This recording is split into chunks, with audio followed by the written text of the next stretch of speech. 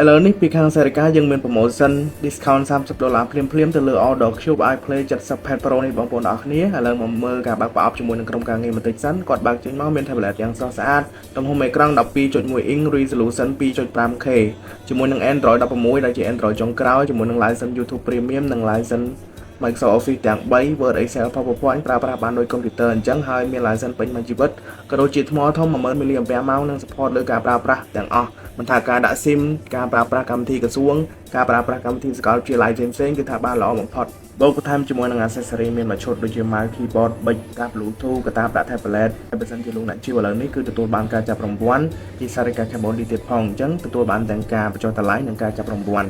ហើយ tablet នេះគឺមាន RAM 16GB storage 128GB និង support គ្រប់ទាំងកិច្ចការងារទាំងអស់ដោយបានរៀបរាប់ពីខាងដើមអញ្ចឹងអាចដាក់កម្ងបានបងប្អូនអរគ្នាព្រោះថា stock ឥឡូវក៏អត់សូវនៅច្រើនដែរអញ្ចឹងរស់រាន់ឡើងចំនួនមានកំណត់សូមអរគុណសូមជម្រាបលាបាទ Sarika Cambodia ជាក្រុមហ៊ុនផ្គត់ផ្គង់ tablet គុណភាពខ្ពស់ក្នុងតម្លៃសមរម្យចាប់ពីជាង$30ឡើងទៅ